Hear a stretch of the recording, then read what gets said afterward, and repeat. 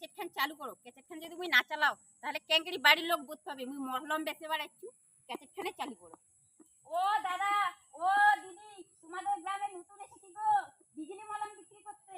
আসুন না, মনে করো তোমার একটাই জানিয়া কোথাও এমার্জেন্সি যাচ্ছেন, এই বৃষ্টির জন্য শুকাচ্ছে না, চুলকানি হয়ে গেছে। চুলকানির জন্য আপনি না পারছেন কাউকে বলতে, না পারছেন জ্বালা যন্ত্রণা সহ্য করতে, তাই বলেছি একটা বিজলি মলম নিয়ে যান। রাত্রে লাগায় শুবেন, সকালবেলায় আরাম পাবেন, কাজেও মন বসবে, আপনার ভালোও লাগবে। তাই বলছি দাম বেশি না দাদা, মাত্র 20 টাকা। নিয়ে যান, নিয়ে যান।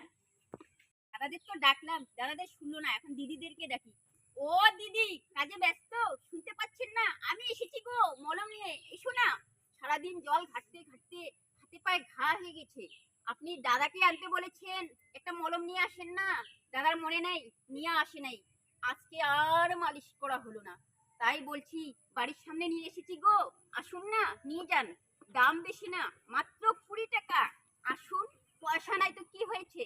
কি ভাবছেন পয়সা নাই, মলম বেচা আসছে নিতে পারতেছি না? দুটো ডিম নিয়ে আসেন, ডিম দিয়েও দিচ্ছি।